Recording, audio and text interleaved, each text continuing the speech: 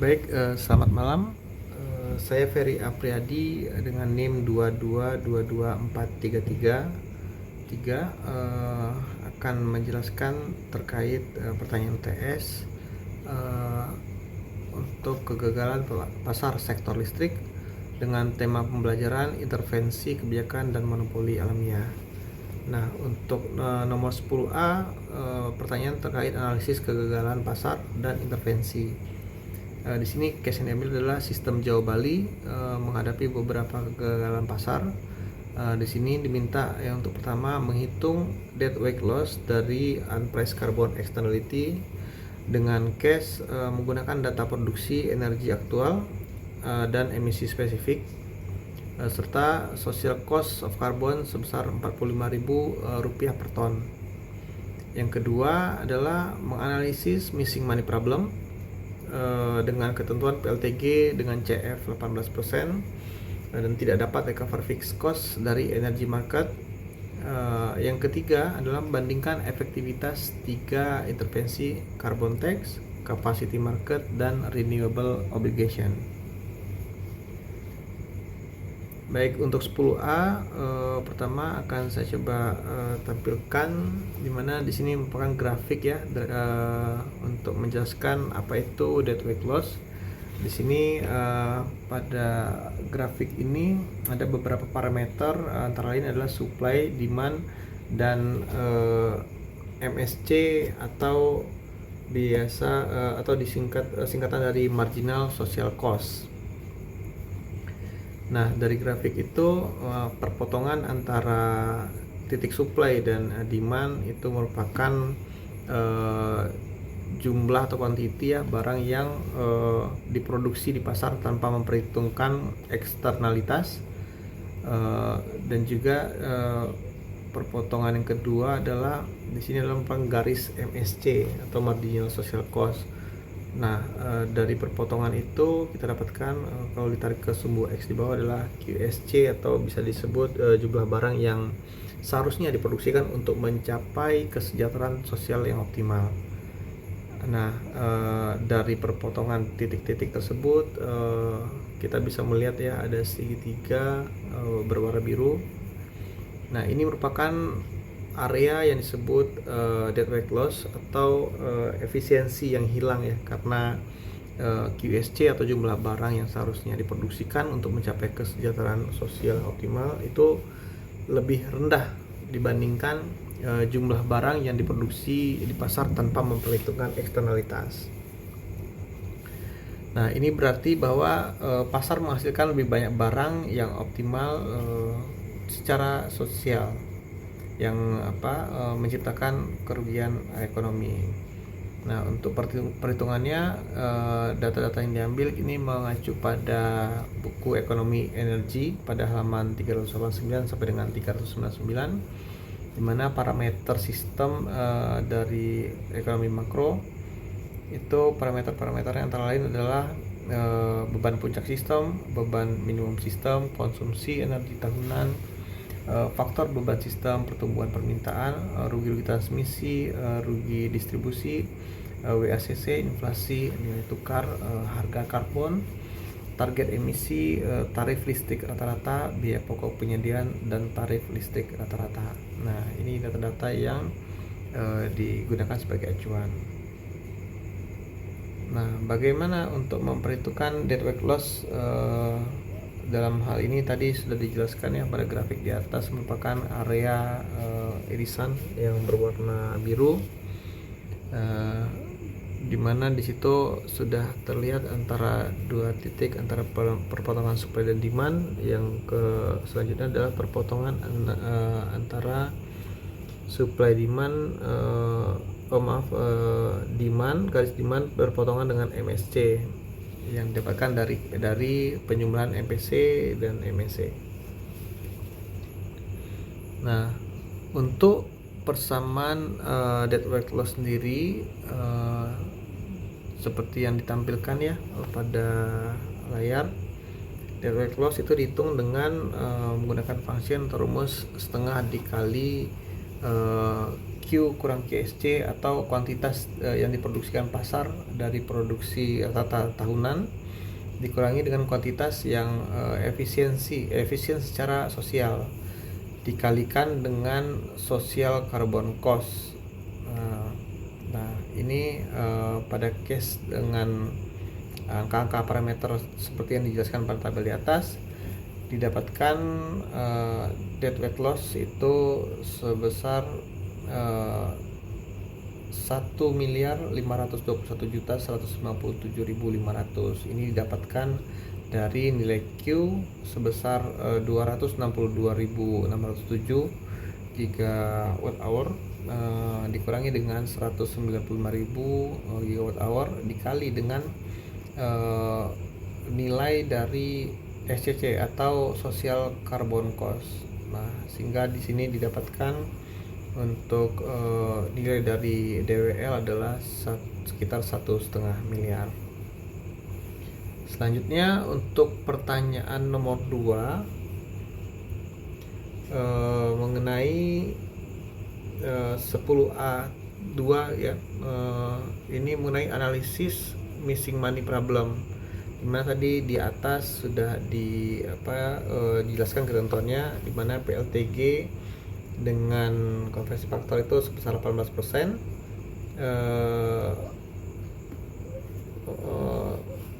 dan tidak dapat recover fixed cost dari energy market. Nah, itu ketentuannya. Di sini untuk jawaban dari analisis missing money problem, faktor kapasitas atau kapasiti faktor merupakan rasio energi listrik aktual yang diproduksi oleh suatu pembangkit dalam rentang waktu tertentu terhadap energi listrik teoritis maksimum yang dapat dihasilkan apabila pembangkit beroperasi pada kapasitas sepenuhnya tanpa henti selama rentang waktu tersebut. Nah, faktor kapasitas adalah metrik kunci untuk mengevaluasi kinerja dan ekonomi sebuah pembangkit listrik, karena faktor kapasitas rendah menunjukkan bahwa pembangkit sering sekali tidak beroperasi pada kapasitas penuh.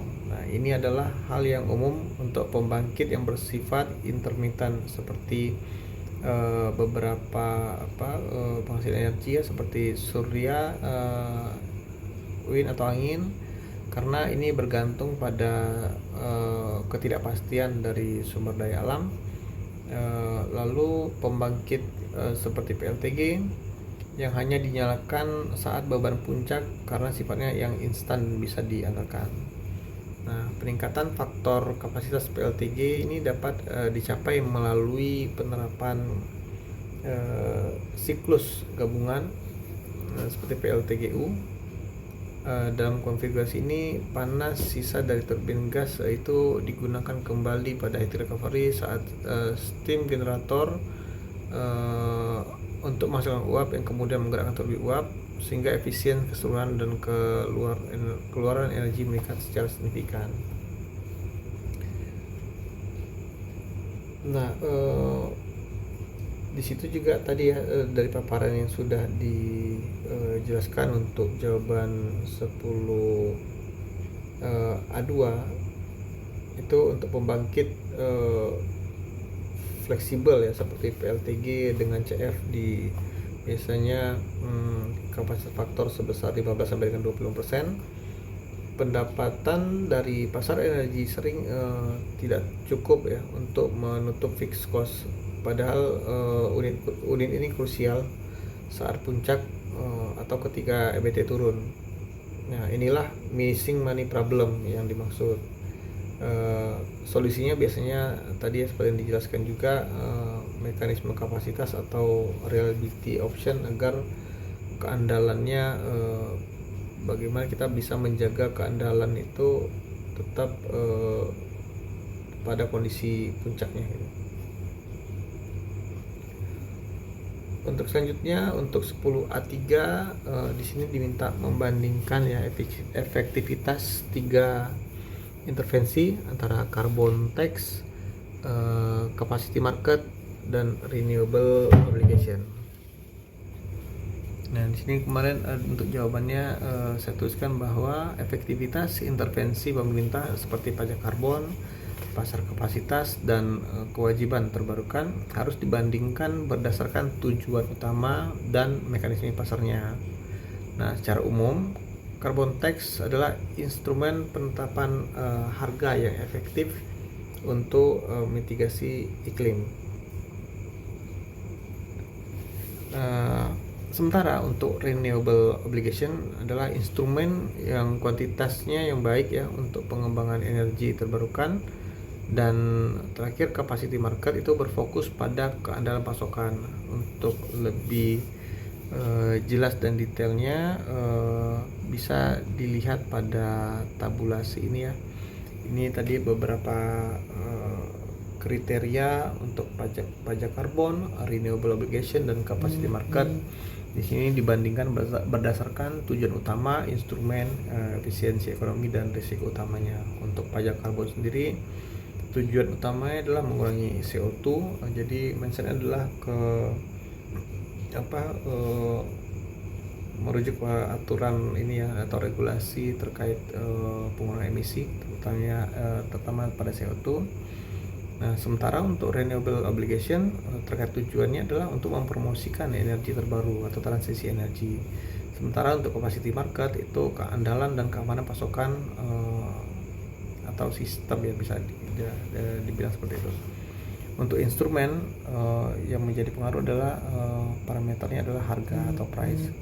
Sementara untuk renewable obligation dan capacity market itu lebih bergantung pada kuantitas. Untuk aspek atau kriteria efisiensi ekonominya ini tinggi, sementara renewable obligation itu cukup tinggi, dan capacity market itu hanya jika pasar energi grosir gagal memberikan sinyal investasi. Untuk resiko utama dari masing-masing parameter untuk pajak karbon adalah volatilitas kuantitas, emisi tidak pasti, dan resisten terhadap politik. Sementara untuk renewable obligation itu volatilitas harga, biaya total EBT itu tidak pasti karena belum ada ini masih in future, dan itu masih belum mendapat ketentuan atau ketetapan yang pasti. Sementara untuk capacity market ini bukan resiko utamanya adalah di subsidi pembangkitan fosil lama jika tidak dirancang bersih. Nah, dari tabulasi tadi mungkin bisa disimpulkan ya poin-poinnya. Untuk pajak karbon adalah intervensi paling efektif untuk mencapai target penurunan emisi secara efisien di seluruh perekonomian. Namun untuk renewable obligation itu lebih unggul dalam menjamin tingkat penetrasi EBT yang spesifik dan stabil. Sementara untuk capacity market itu diperlukan untuk mengatasi kegagalan pasar yang spesifik terkait keandalan listrik dan investasi jangka panjang dalam kapasitas, terutama ketika penetrasi EBT yang intermittent sudah tinggi gitu ya. Jadi untuk kesimpulannya, tax untuk emisi, RO untuk volume EBT, dan capacity untuk keandalan. Kombinasi ketiganya ini sering dipakai tergantung prioritasnya. Apakah itu dekarbonisasi, apakah target EBT, dan atau keamanan pasokan.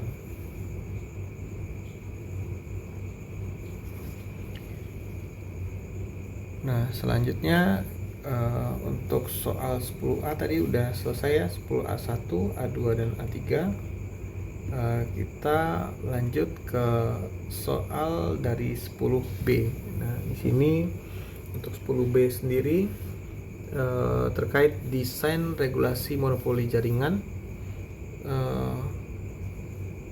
Ketentuan atau informasi di sini ya yang dicantumkan adalah PLN Transmisi Jawa Bali memiliki rate base sebesar 85 triliun.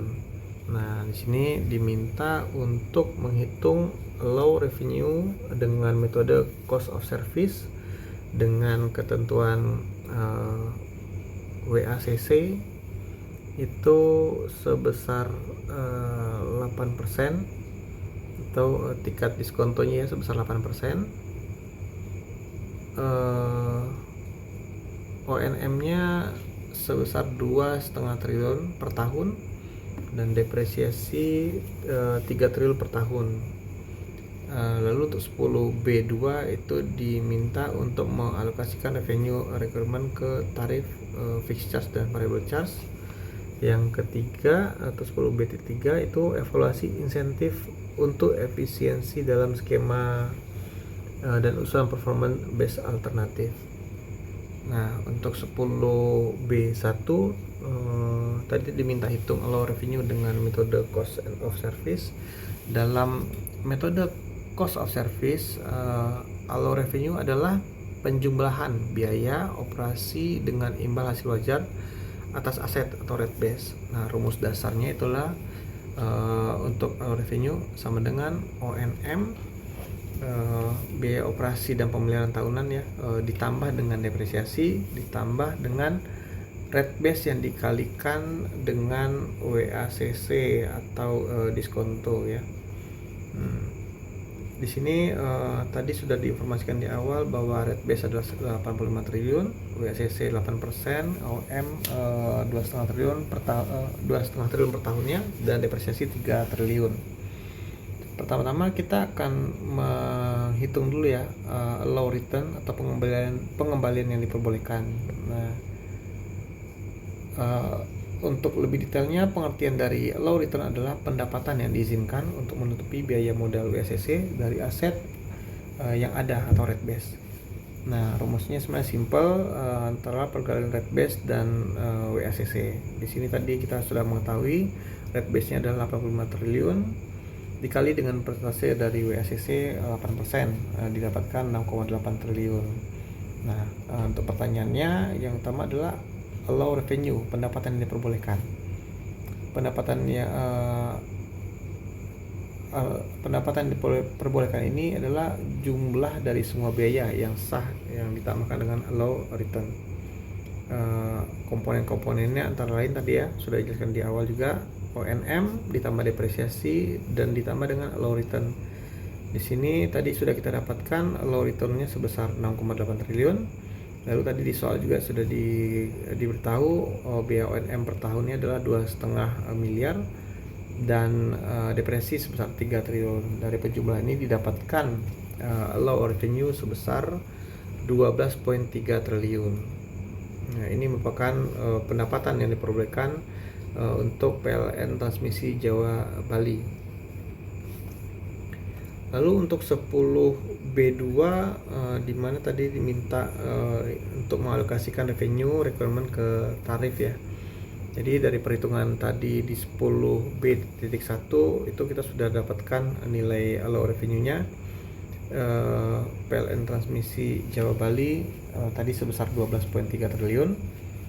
Untuk menghasilkan revenue requirement ini ke dalam tarif fixed charge, kita harus membagi total pendapatan tahunan yang dibutuhkan dengan total kapasitas tersambungnya dari seluruh penggunaan transmisi selama 1 tahun.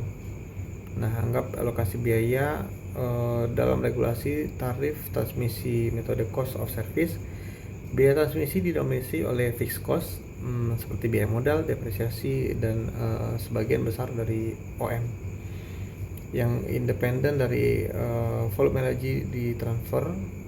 Oleh karena itu hampir seluruh allow revenue dialokasikan untuk memulihkan biaya fixed charge berdasarkan kapasitas. Nah, untuk tadi ya sudah didapatkan angka allow revenue-nya itu sebesar 12,3 triliun. Nah, untuk dikonversi ke basis bulanannya itu tinggal dibagi ya, 12,3 dibagi dengan 12 itu per bulannya 1,025 triliun. Lalu untuk formula fixed charge, ini dihitung dengan membagi total kebutuhan pendapatan bulanan dengan total kapasitas yang dikontrakkan atau rata-rata kapasitas puncak yang dibutuhkan oleh pengguna sistem transmisi. Tadi kita sudah dapatkan untuk required revenue per bulannya sebesar 1,025 triliun. Nah, dibagi dengan total kontrak capacity sebesar 36.270 MW. Di sini kita dapatkan fixed charge itu sebesar 28